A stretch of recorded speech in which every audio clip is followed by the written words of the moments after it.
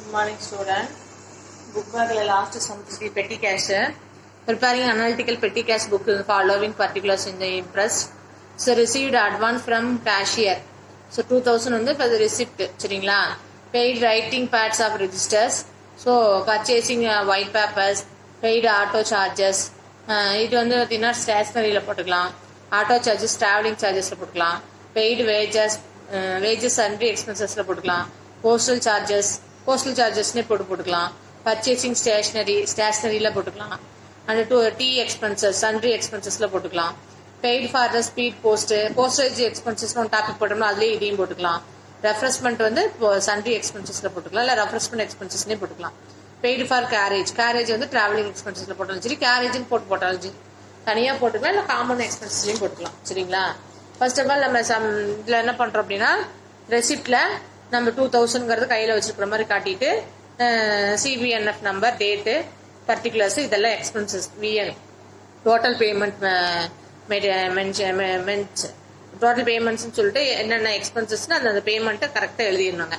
First இது எங்கெங்க posting போடப்பட்டுனா, போஸ்டேஜ் என்னென்ன டாபிக் ஓப்பன் பண்ணலாம், postage, printing stationery, carriage, travelling expenses, refreshment expenses, sundry expenses, wages. சரிங்களா? அதே பர்சனல் அக்கௌண்ட் அப்படின்னு சொல்லி போட்டுக்கோ.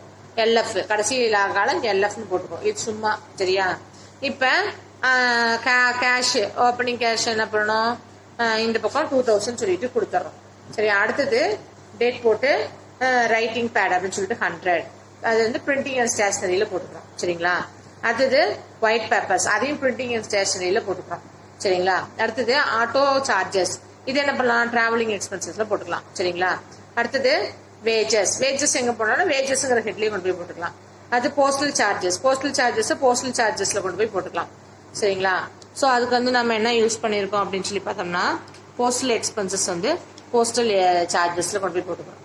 அடுத்தது ஸ்டேஷனரி அக்கௌண்ட் ஆல்ரெடி இன்னும் ஸ்டேஷனரி அக்கௌண்ட்லயே போட்டுக்கோம். அது டீ எக்ஸ்பென்சஸ் ரெஃப்ரெஷ்மெண்ட்ல போட்டுக்கலாம். சரி, இந்த டீ எக்ஸ்பென்சஸ் அன்ட்ரி எக்ஸ்பென்சஸ்ல போட்டுக்கலாம், ரெஃப்ரெஷ்மெண்ட்ல போட வேண்டாம். ஸ்பீடு போஸ்டல் வந்து இப்போ என்ன பண்ணலாம் அப்படின்னா போஸ்டல் எக்ஸ்பென்சஸ்ல போட்டுக்கலாம். சரிங்களா? அடுத்தது வந்து பாத்தீங்கன்னா ரெஃப்ரெஷ்மெண்ட் எக்ஸ்பென்சஸ்ல கொண்டு போய் டாபிக்லயே போட்டுக்கோ. அடுத்தது கேரேஜ் அப்படிங்கிறத கேரேஜ்னு ஒரு டாபிக் ஓப்பன் பண்ணோம்ல அதில் போட்டுக்கோ. இப்போ அங்கங்க டோட்டல் பண்ணிட்டு ஓவரால் எக்ஸ்பென்சஸ் எவ்வளோ வருதுன்னா 1810. ஸோ அப்போ நம்ம ஏற்கனவே 2000 கையில் வச்சிருக்கோம், 1810 நமக்கு செலவாயிடுச்சு, 190 உங்க கையில் இருக்கு. That is one of the balance கேரிடும்.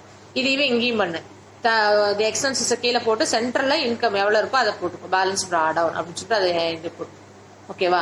That's all. ரொம்ப ஈஸியா அந்த ஹெட்ல கொண்டு போய் அதாவது போட்டுட்டு டோட்டல் பண்ணா போதுமானது. ஓவரால் எக்ஸ்பென்சஸ் எல்லாத்தையும் ஒரு லைனா எழுதிடணும். அவ்வளவுதான். If you understand for this concept, ma?